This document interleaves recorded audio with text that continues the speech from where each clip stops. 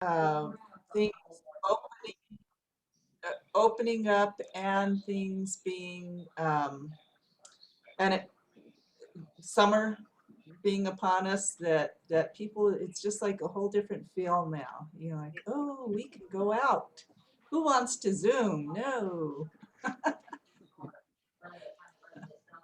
So let's see. We get And this. Flora, we are officially recording. I got that message. Thank you. There's some more people coming in. We're going to be doing a little activity. So does everybody have the agenda in front of you? Not that you need it, but you can have it. I'll go ahead and drop it in the chat too. So if you want to take a look at the oops, at the Google Doc version, you can take a look there.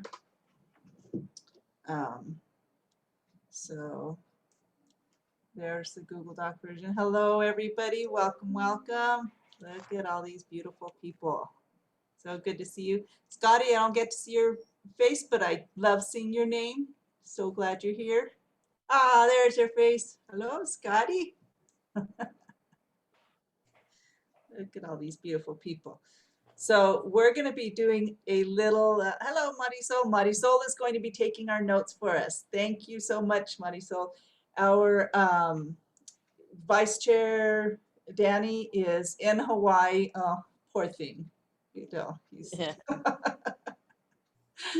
so he's not going to be with us tonight. And Jenny is in Denver. She's at a work conference, so that's really cool. So, like I said, things are opening up and people are enjoying it, all because we have fantastic leadership at the national level who cares about we the people and is leading us, you know, by science, and it's just a beautiful thing. It's so good to be able to have that sort of relief that, wow, we're not getting hit in the face all the time with ugliness, but we're really, you know, able to get behind a leader and be under a leader that is caring about us and moving our nation into a healthier, safer place. It's just such a relief for all of us. So so hence Danny's in Hawaii. But anyway, thank you all for being here. Oh, there comes JD. We're gonna do a little Zoom exercise, a fun little Zoom exercise. Well, first, Marcella, you want to say a couple of words before we get started? Hi, everybody. I'm still texting out the link, the Zoom link to a few folks, but hi, welcome. It is nice to Zoom see everybody. And I am here sending out links. So glad to have the officers that we have. You just are doing such a phenomenal job. Such a blessing. Thank you, Marcella.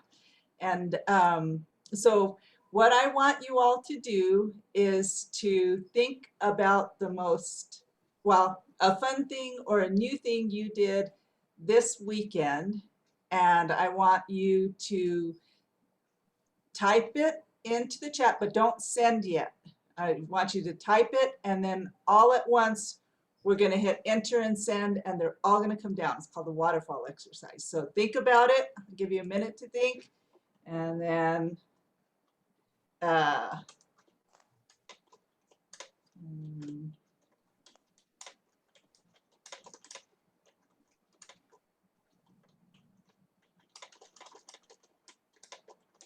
okay, everybody there? Did you put something in the chat?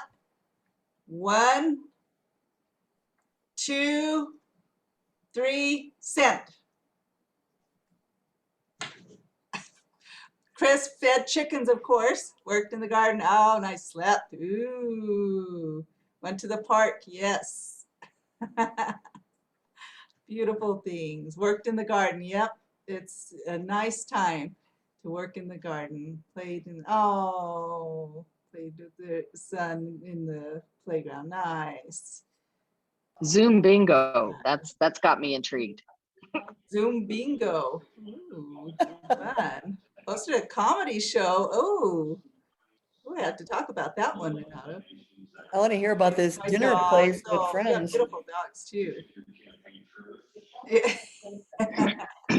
Yep, I can imagine you in your convertible there, JD.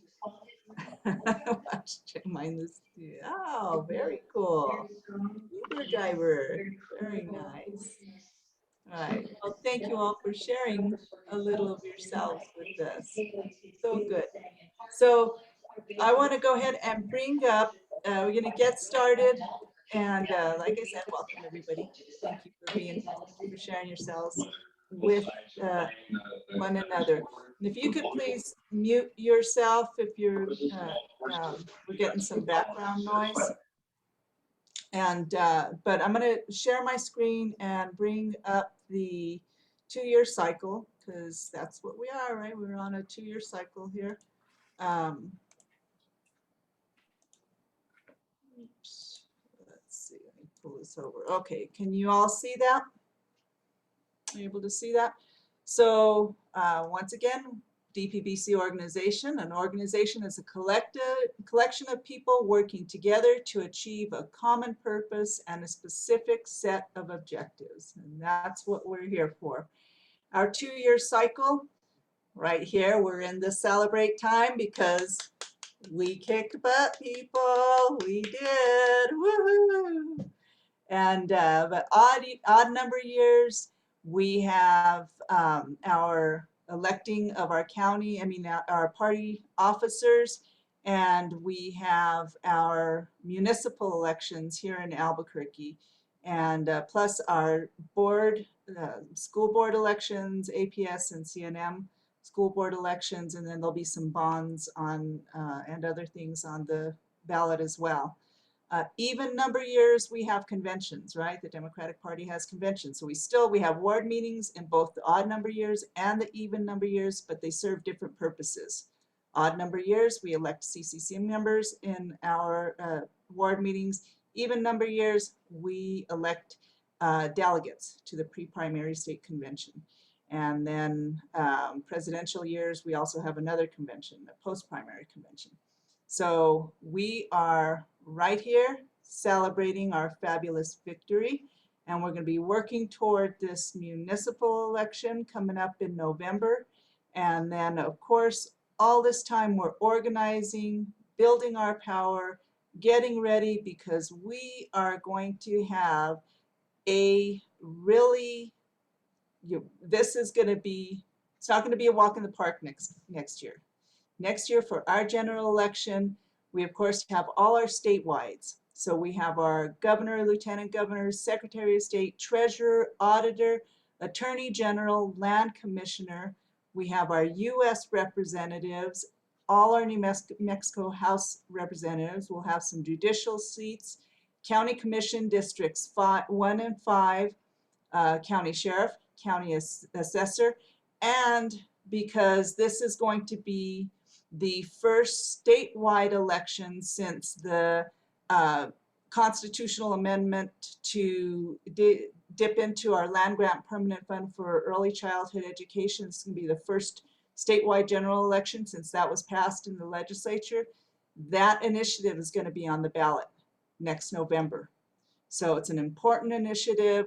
We need to make sure our constituents know of its importance, and that we are going to be in favor of it because we want to lift our state up from the bottom, don't we? And this is a silver bullet.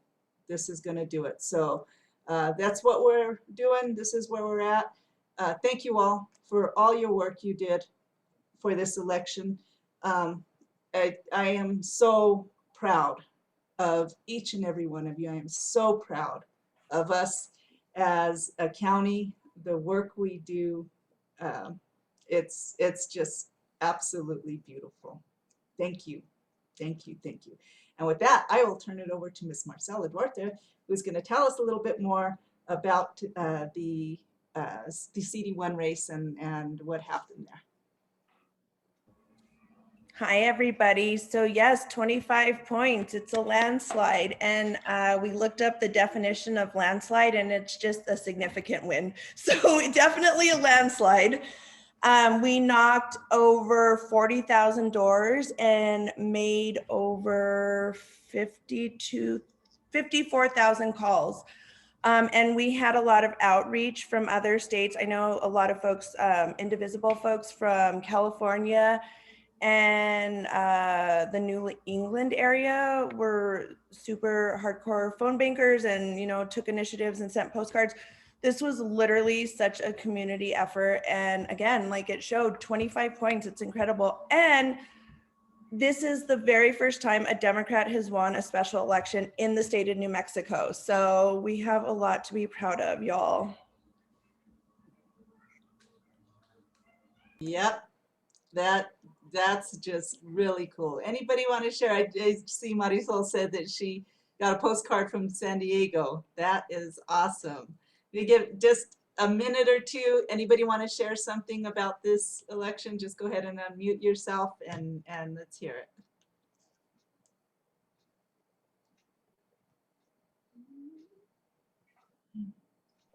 Going once. I like Well, Ralph's vote. I haven't validated it, but I read today, I'll have to remember where I read it, that Melanie got more votes in Mark Moore's Senate district than he did. That was the biggest thing I wanted you to I have saw the happen. same I mean, of thing. course, after her winning was that she would get more votes than Moore's did in his own Senate district. Can anybody else verify that? I mean, I love it. I'd like to saw the repeat same it. thing. It was in but a I'd love tweet. it. I think it was in, I I think I saw read it the in same Politico. article. 0.7. I think I Wow. read it in Politico. Yeah, Nice. we 27 volunteered a whole bunch and so did 31. And so those are the areas that would be Mark Moore. So we got it done. I am All just right. thrilled. Woohoo. Yeah, Scotty was out there walking just about every weekend. So Wow. I helped launch some of the canvases, and I'd set up in the park and hand out canvassing packets, and she'd come in the morning and go do a walk and then come back in the middle of the day and say, give me another packet. I'm not done yet. Wow. Thank you, Scotty. Good for you, Scotty. Funny bee over here. So I'd like to reach out and thank Melanie's staff, Mohammed and Kat, for interfacing with you and getting us walk lists for 294, 293, 20B. 20B. So Mohammed and Kat did a beautiful job of coordinating my volunteer And getting material as well. through you guys. Yeah. Tip of the hat. Tip. Mohammed. Cool. Yay. Yeah, and I would just like to say also thanks to Brooke and Jesse. They worked in the Northeast Heights, which would have been part of that. And Vicky, Yabing, Tom, Scotty, so many others that were part of 31 and 27. And it's great to hear if those are you know, true outcomes. We thought we worked really hard, but to beat him in his own district, that's awesome. So Yeah. Yeah. That really, you know, it just gives me that much more hope for House District 31. That's like, because that has been just, you know, and it's like, oh, maybe we're just ready now to push that over. Maybe. Very cool. Good. Yeah. I wanted to put in. I wanted would to put say it- that it did make a difference in the national narrative. I could see it just listening to the pundits kind of latching on to the fact that, you know, Democrats in the special election where Republicans were saying, oh, crime was going to be a big deal and they had a chance to take the seat or cut the margin, just having such a landslide victory like that, Yeah. overwhelmingly with a great candidate, just put that particular talking point to bed. And I think, you know, it potentially helps Nancy Pelosi hang on to her incumbents and get them to run again and to do some more recruiting as evidence that the Democrats are not falling asleep. They're Yep, not I taking this agree. for granted at all. I agree. And we need to have Nancy come over here and tell us thank you. So. Yes. Make the call, Andy? Laura. Andy, Ray, yes. I was just gonna say, Melanie had a rally at East Mountain Democrats in Cedar Crest the Sunday before the election. And I know some of you that Ray Ellen was there. Andrew, I saw you a moment ago, you were there. Some of you made it out. And so thank you. And we had a great turnout from people who live in the East Mountains as well. And so I think, what we're trying to do is build blue. Spike, you were there. And I think that it was a lot more people than I expected. And so it just shows that there is enthusiasm out here for what, when you have the right candidate on the right issues. And out here, it's about water and it's about climate change. And when you have a candidate who's a scientist who believes in facts and talks about those issues, people are going to get out and vote for them out in the East Mountains. We have voters out here too. And so that was really great to see. And that's kind of my story for the election. Yeah. Yeah, You cool. got waters, So the voters one whose thing, wells are going dry. Yeah. one thing I would like to add is that I really applaud Melanie's campaign because they actually used our organization. They talked to the ward chairs and said, where do you have coverage? Where do you not? What are your people already doing? I think that made a huge difference. And then they knew where the gaps were. So I think that's strategically, we need to keep integrating and doing that alignment with all of the campaigns. Yeah, that's a very good point, Vicky, and hopefully with the coordinated next year, we can really work on that. That happened some last year, but I think that you're right. This is evidence that this is the way to go. Yeah, to and they really add- knew, they were Yeah. well aware of the organization. So Yeah. I think that really helped. Yeah, I agree. Well, it gives us a lot of hope, like I said, for next year, for the midterms. And if they do, work with us on this, then it's going to be great. Hold on just a sec, Bob. I have one other thing. We saw what happened at MLG's kickoff. And if you didn't, look it up. It's not pretty. It is ugly, ugly, ugly. And it's only just begun. And the thing that I want to say is that those are not the majority, they're just the loud ones. We are the majority. And we are the ones with good intent, and we're the ones that people want to be with and be behind and be beside. And that's what we're going to take into next year. We have to be aware, and I'm glad they were there and showing their, as my mom would say, showing their colors. So, we know what they're about, and we're going to be prepared for them. But they're not the majority, they're just the loud ones. So, but we've got to be aware of them for next year. Bob, let's go to you, and then we're going to move on to our next agenda item. Yeah, just real quick, are we going to have any insight as to what type of targeting Melanie used in her campaign? Because it seemed to have been very effective. I mean, I don't think it was a total just blanket, but she was targeting specific groups, and that would probably be good to know when we get into our next round. That's a good point. Yeah, I think that was probably the field director, Marcella. Would that be right? Would that have been Sean's strategy that did that? So I think so we had an initial universe of 50,000. And so the goal from our field director was to knock 25,000 doors and make 25,000 calls, just kind of even out, but we obviously exceeded both of those. So initially it was just Democrats, decent Democrats. They voted in at least 3 of the past 4 general elections. And then it went to, okay, so maybe they voted in 2, but still Democrats. And then the final phase was DTS. I don't think we did any intentional outreach to Republicans, because I know some of my turf was. So we didn't do intentional Republican outreach, but the final stage was DTS. So. Yeah. But listening to you all, what I may do is send out just a real quick survey to everybody and, just hear, what do you think went well? Where could we improve? Other comments, just a real, quick and dirty one. You guys can reply and we can capture that and take it into the next election cycle. And I will say this, building on what Flora just said.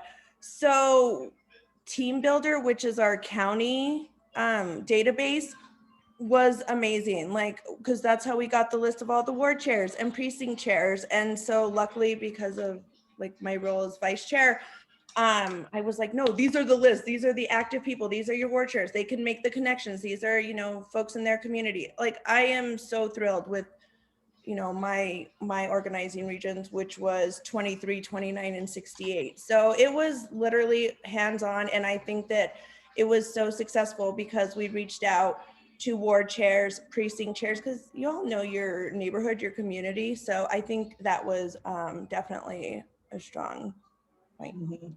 Something we need to take forward for sure. Yeah. All right. Well, thank you, everybody. You made me feel even better than I was already feeling. So appreciate that. So next we have treasurer's report. So I will go ahead and pull that up, and Ray Allen will go over that and also let us know about the big things that are happening in her treasurer world. Yeah, so team, we had a pretty average month in terms of revenues in and cash out. So you can see by the treasurer's report, we took in $415.75, and all of that money was from our recurring contributions. 13 recurring contributions last month, and that's where all the revenues came from. There were no other sources of revenue. The cash out was $596.76.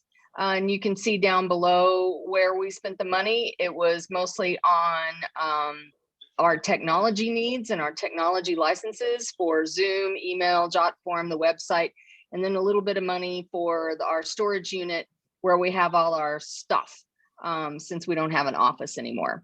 So the bank balance at the moment is, well, at the end of May was $19,738.53. We had no wards apply for the grants of $250, and I am making a wild assumption that is because all the ward chairs were extremely busy with the election and nobody had time to think about what they were going to spend their $200 on. So we expect those requests to start coming in, and if you don't know how to request your $200, then just let me or Flora know. We'll send you along all the information. I'm sure it's in the agenda anyway. But I have a big announcement to make, and that is that I have found probably the most qualified, fantastic replacement for me that I could ever hope for, and this gentleman is Paul Tim Payne. He'll be taking over for me as Bernalillo County treasurer, since I'm taking on the state role, and wow, am I learning a lot. I'm learning an awful lot, and I just want to let you know that Paul is a super volunteer, super guy. He's excited to get going, and I want to introduce Paul to you now. So Paul, make a quick introduction. Well, that's going to be tough to follow, those nice adjectives you use, but I just want to give everybody a little bit of background about myself. I've lived in Albuquerque since 1980, except for about a 4-year stint out in Mississippi.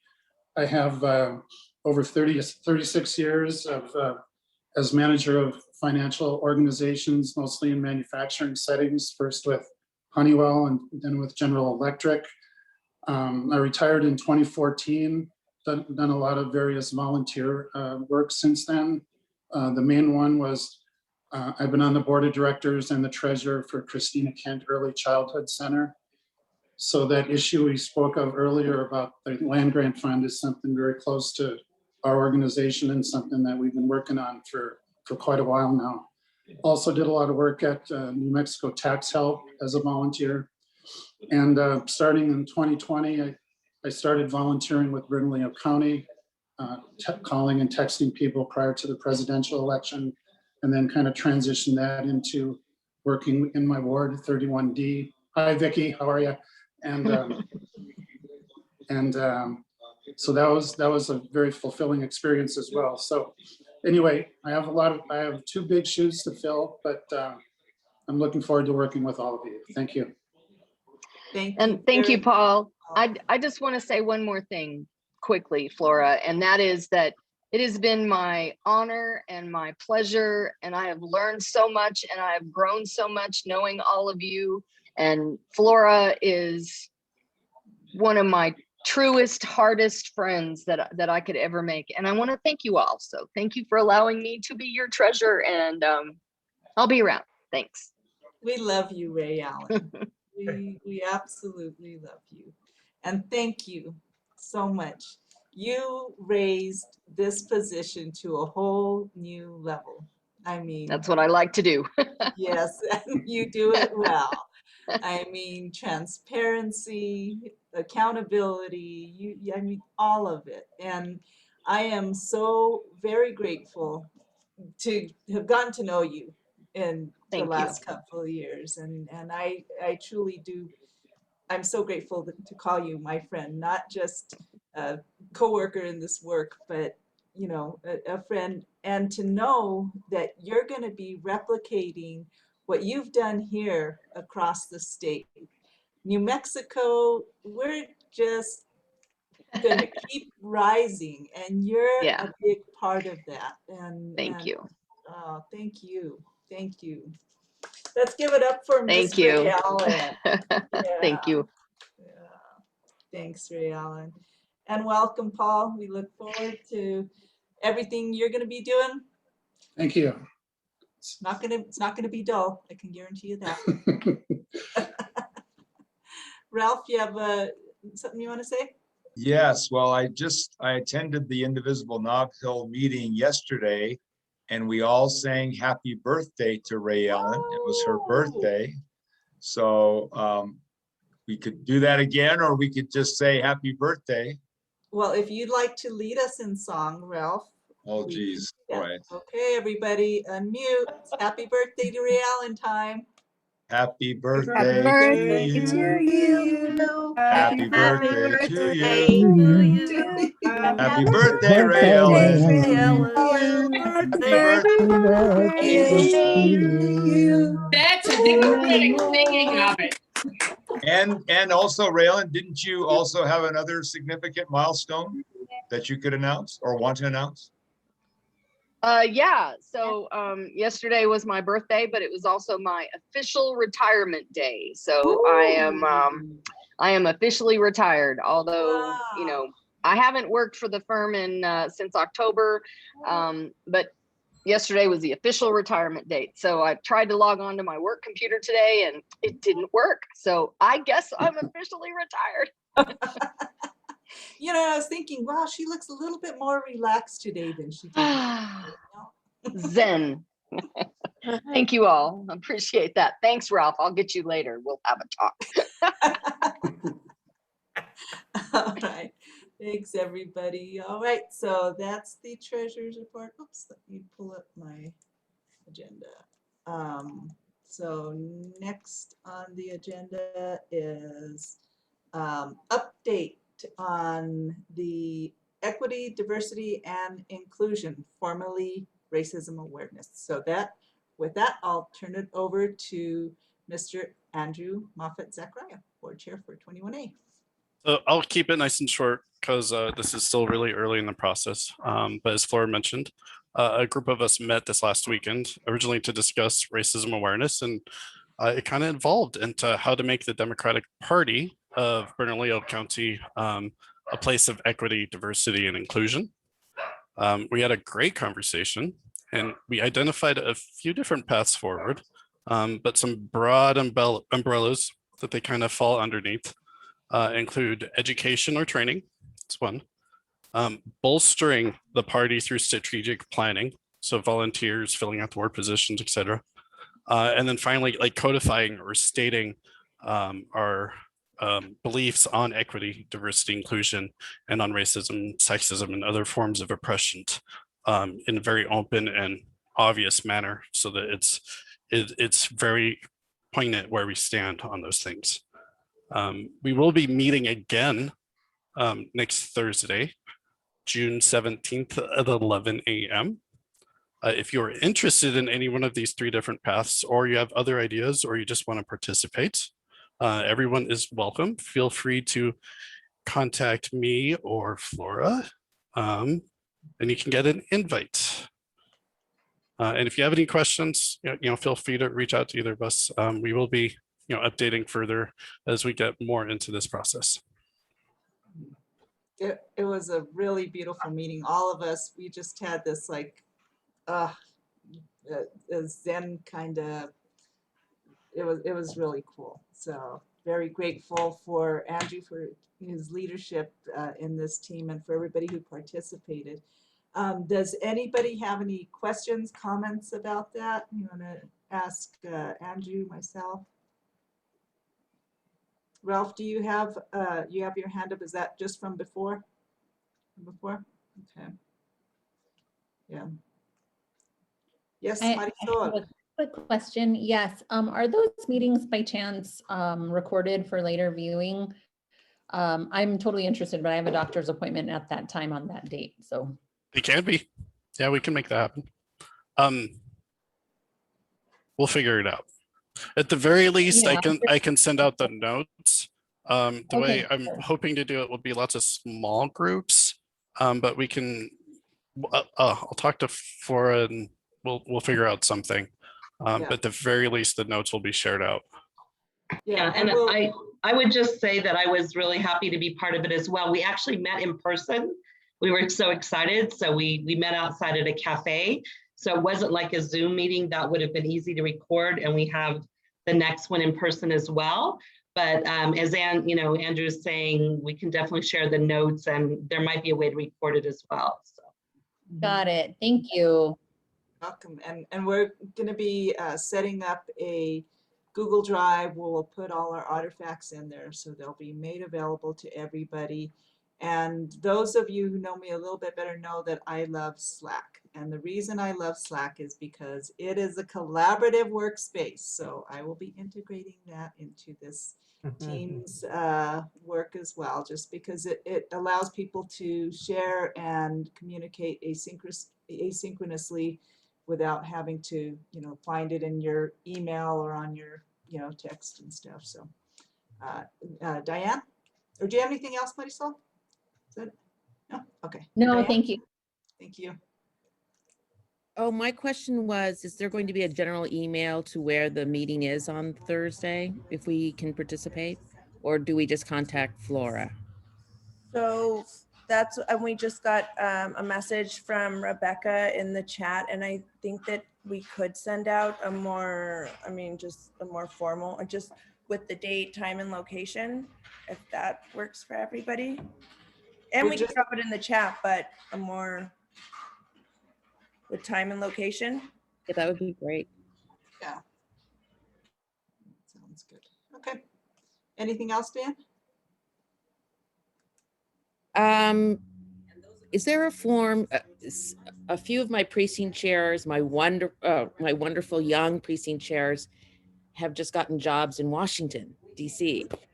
No, and they'll be returning to Albuquerque at some point, but they won't be able to do the brake light program, and they won't be able to. And I think we found replacements because we have a very active ward. Is there a form I fill out or?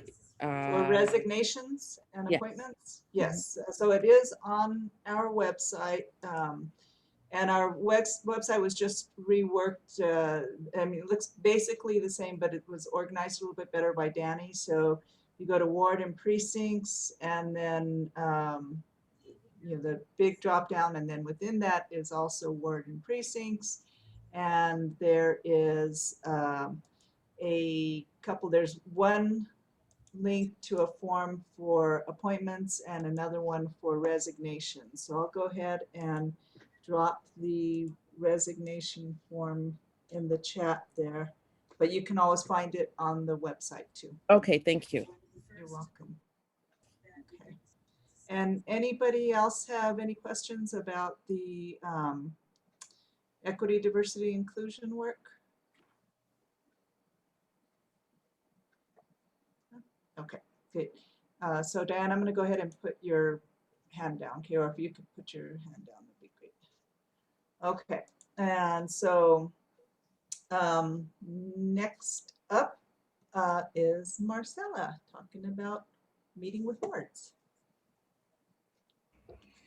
Okay, so I think moving forward, and I did send out my welcome come to me for email right before the special election on June 1st. So now I'm gonna do more follow-up, and hopefully we can schedule one-on-ones with the ward chairs and Flora individually. It can be 5 minutes or it can be 30 minutes, like whatever works. But we're setting out just to kind of gauge where everybody's at and see, I mean, because like some of our folks have been ward chairs forever and are so amazing. And so then they can help other new ward chairs or less experienced ward chairs. And so hopefully by the end of it, like, you know, if there's a question, one ward chair can reach out to another rather than just depending on Flora or me. So we're gonna hopefully start the one-on-ones this next week in June, and we're gonna have a shared calendar and with dates and times. So that's coming. Am I missing anything, Flora? Yep, that's beautiful. We'll be looking, this is all to start organizing for the midterms, right? We really want to be able to support our ward chairs in every way possible. And so we want to know what your needs are and how to support you and how you can support others, like Marcella said. And so we'll be doing these meetings and we have some ideas of things that we'd like for you to consider in this year and next year. We of course have the municipal elections this year, so many of you have your wards. You are in the odd number districts 1, 3, 5, 7, and 9, which are up for elections. So we, you know, it's important for us to have informed constituents, right? So we'd encourage you to bring in your candidates who are running for city council and talk with them.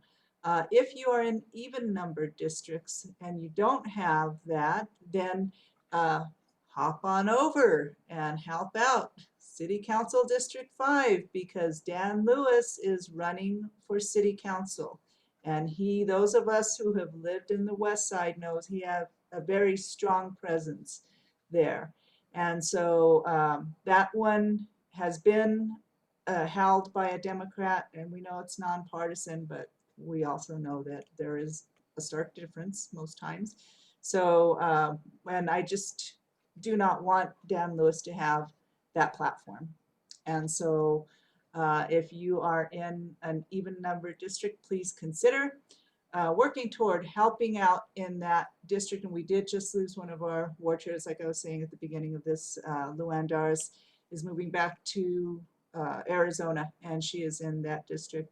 So we're going to need help there and just getting out the vote, right? We know that when we have more people who vote, we have more people who, more Democrats get elected. And the other thing that and then also we're working on rural outreach, and you'll hear more about that to come. Claudia Reisner's here with us, Andy Ray. We're working on a coalition, and that includes Indivisible Rural, the Rural Caucus, and it is called Blue CD2. Is that right, Claudia? And the Turn state, CD2 blue. turn CD2 blue. So you'll be hearing more about that, and those are things that you can participate in as well. So there's lots of opportunities to organize your wards and help with. Also want to encourage everybody, we'll be getting a packet together for you to get together with your legislators between now to start greasing those wheels and talking about paid legislature. And we'll get some information together for you, but this is important. It matters to each and every one of us. It matters to our legislators. It's a good conversation to have. We are the holdout. New Mexico is the only legislature that is not a paid legislature. We can't point to Mississippi on this one and say, but Mississippi too. No, we're the only ones. So we need to change this. And this is a good conversation to have with our legislators, start to get to know them, let them start to get to know constituents in our wards and building those relationships. And that's going to help to build our base for getting out the vote next year, right? So let's start working on that. So Ralph and then Tom, and if you would like, if you have questions or want to speak, go ahead and either put your name in the chat stack or raise your hand. Ralph? Great. So on the topic of paid legislature, there were actually, and probably a lot of you may know it already, there was SJR 4, which was introduced by Daniel Ivy Soto for a paid.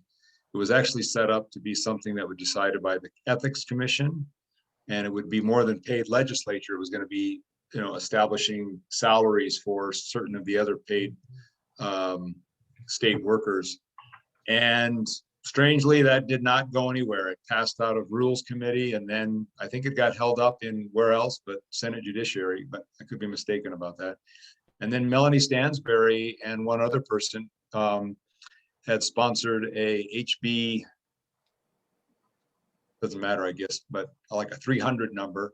And that was also going to be talking about paid legislature. So strangely enough, though, these bills don't even get any traction even in the state legislature. So I guess, I don't know what's going on there with that's what we need to do. With legislature leadership. Are they depressing these things?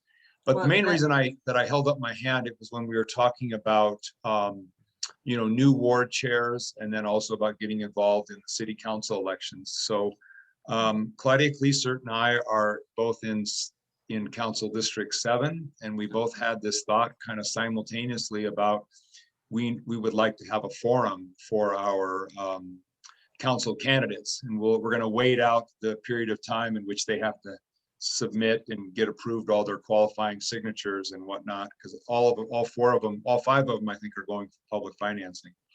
And we're actually going to have our first meeting this Friday, and we've been reaching out to ward chairs that we find are in the city council District 7, and we just had a quick chat offline here that we decided that we'd also like to try to make that first meeting maybe 15 minutes of ward chair tips. I'm a new ward chair. Claudia, I don't know if you're a new ward chair.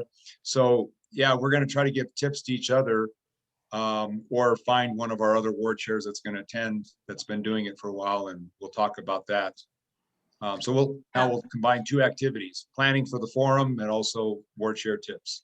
Yep. In 2017, Sally Davis, Maureen Scourin, Terry Davidson, there's one of Bob Kamak, and I did city council forums for 1, 3, 5, 7, and 9. And we put them together in like 2 weeks, and we all those.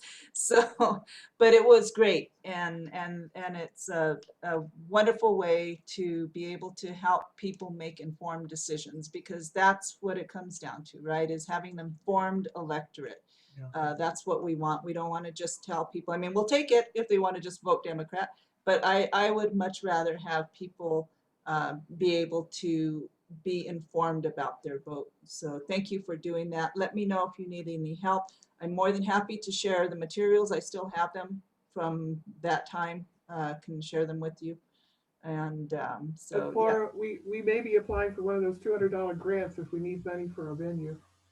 Yeah, and let's chat too about that, Claudia. Okay. Tom? Thank you, Flora. So interesting to hear you bring up the question of the paid legislature.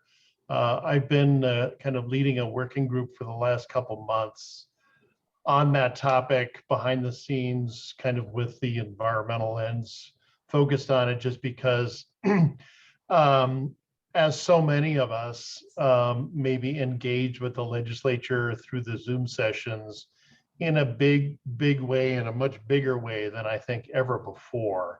And so many more people saw the inner workings of the sausage being made and exactly how, you know, strategic Republicans are in terms of just gumming up the works in hearings and committees and on the floor, just so that they can run out the clock and prevent the good progressive legislation that we want to get passed.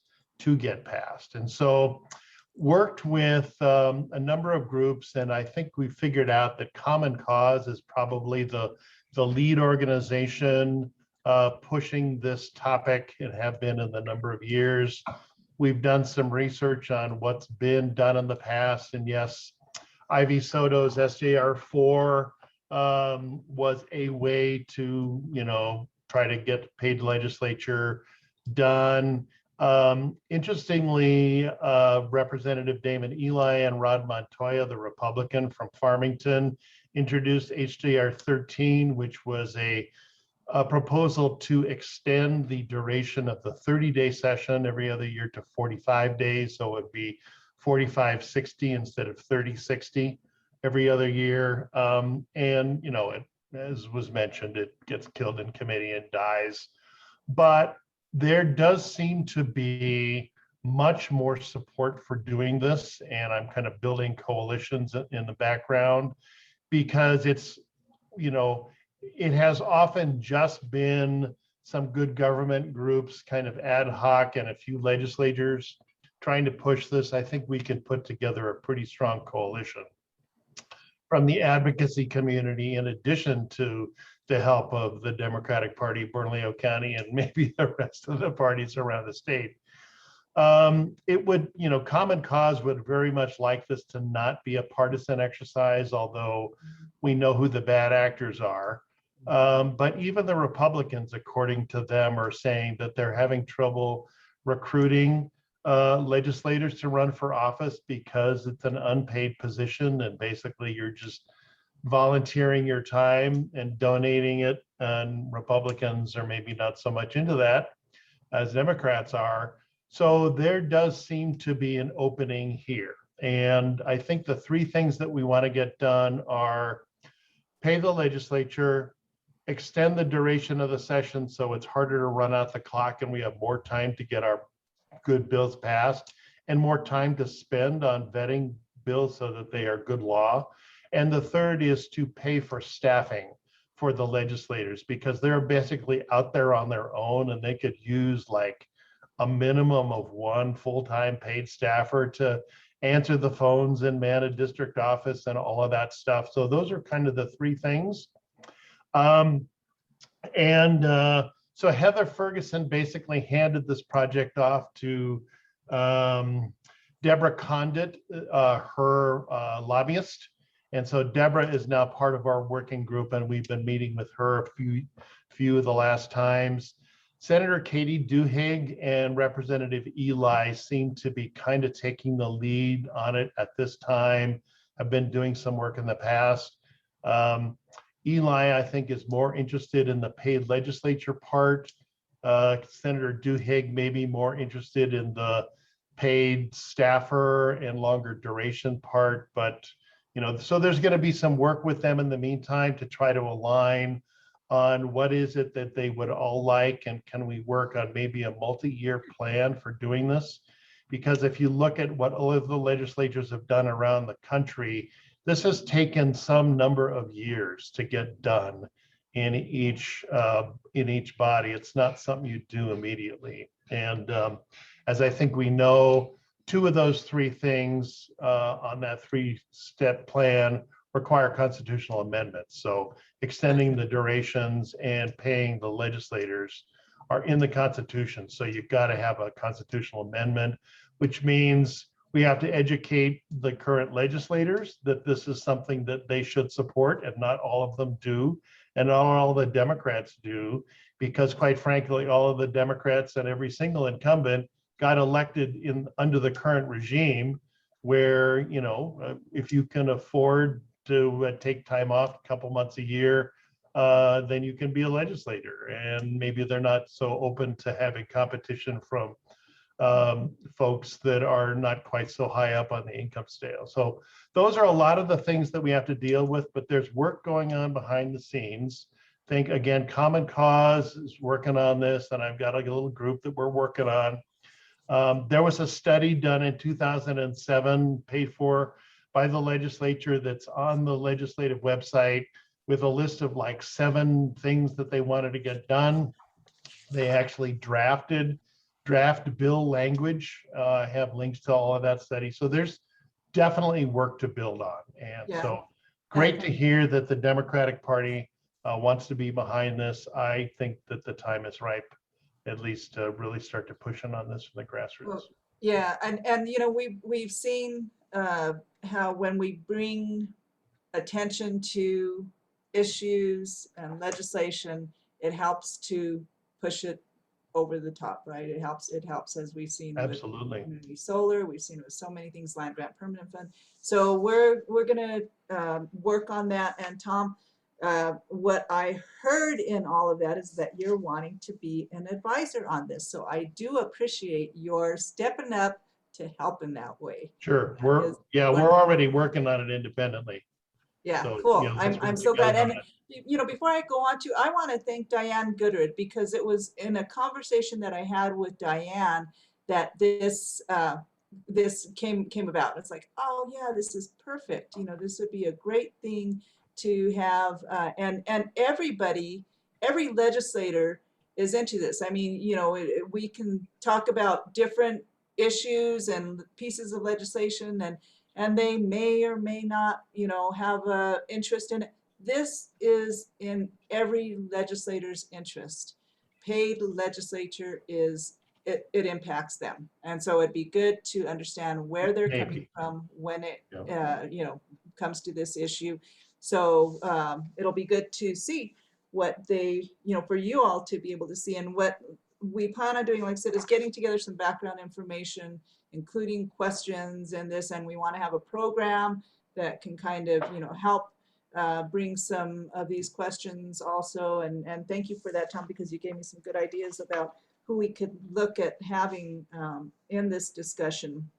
As things open up, these conversations can also be in person, which, we want to be careful of that, of course, and we want to respect that people aren't all comfortable with being in person, but we are having people who are getting comfortable with that. So, and there was one other thing that you brought up. Oh, I know, it is the great equalizer.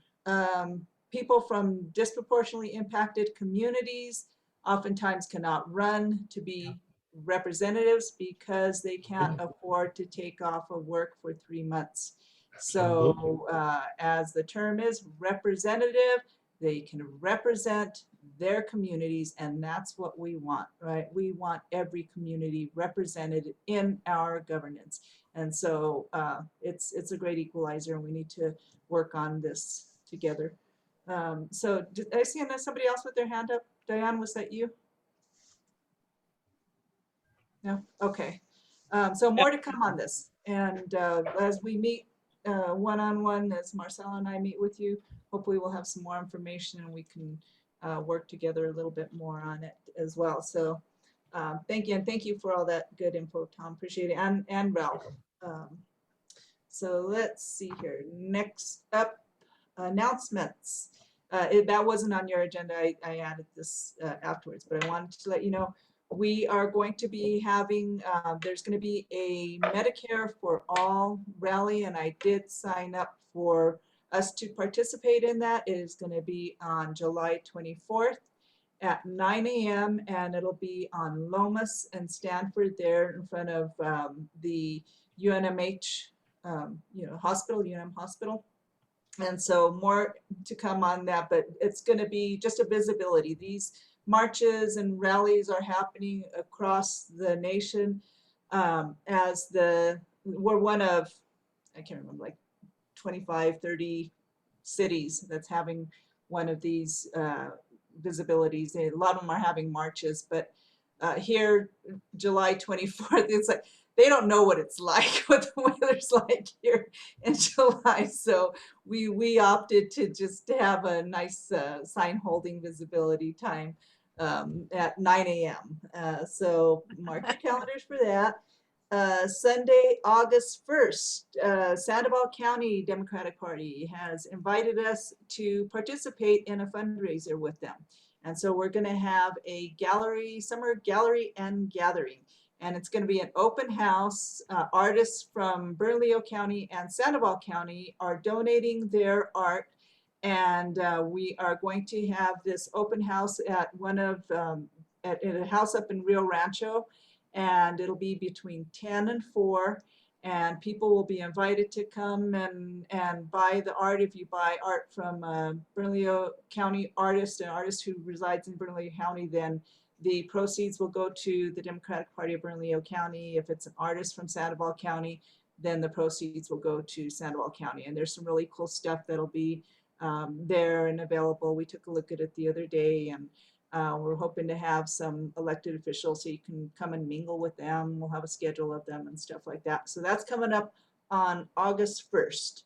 And then lastly on announcements, Data Guru. If you or someone you know is a data guru, I would love to have you as our data guru, because what we have is data, but we don't have someone who can pull that into something like Access or whatever other newer kind of data sorting and analysis program, and then bring it back out to us so we can do things like, I was just in a meeting with Andy Ray from 22B, and they were talking about this election, now the special election, and looking at the numbers, say compared to other elections, you know, and so if we can have somebody who can really, you know, take that data in and have something, then we can also look at setting goals for next year, right?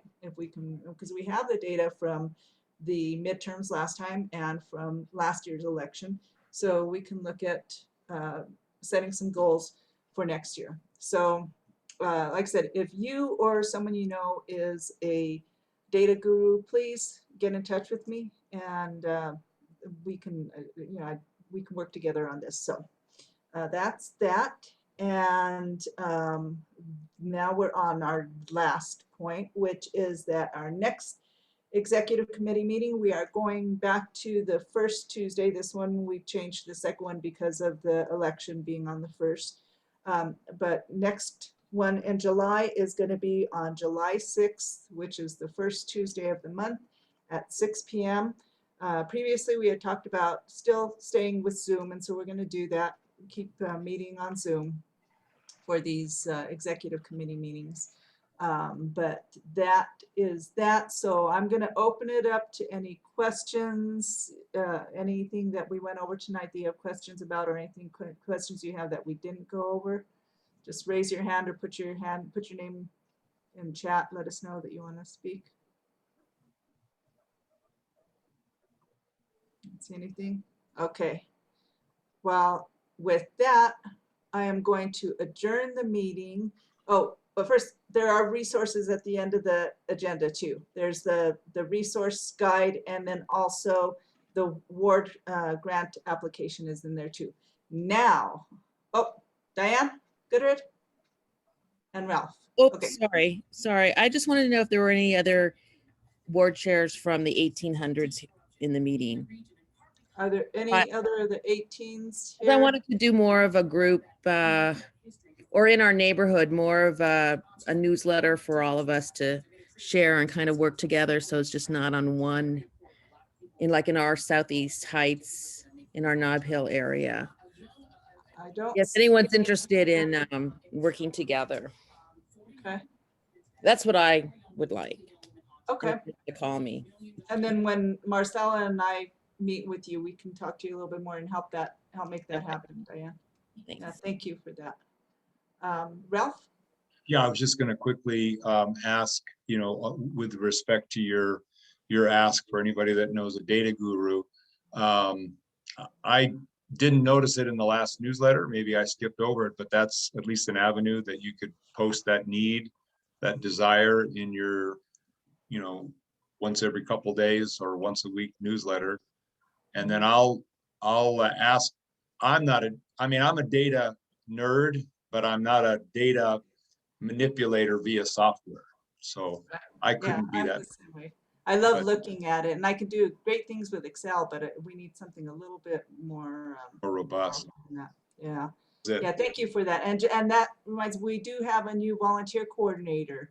Amanda Hernandez has stepped up to be our volunteer coordinator, and she is not just going to be fielding the incoming volunteer forms that come in, but she is going to be actively recruiting volunteers, specifically working on recruiting youth and people of color. So good things to come on that one. So that's something, and that's a good idea, Ralph. I don't know why I wouldn't think of our own newsletter, which reminds me, if you have board meetings, put them in our newsletter too. Okay, anything else, anybody? No, okay, before we sign off, I'm gonna scroll through and just look at everybody's faces because I love seeing you. Look at all these beautiful people. Thank you all for being here. Sure appreciate you. You know, you're wonderful. You're the salt of the earth. Thank you so much for being here. Appreciate it. I'm gonna stay back a little bit. So if you have any other questions for me, I'll stay around for a little bit and we can talk. Have a wonderful night.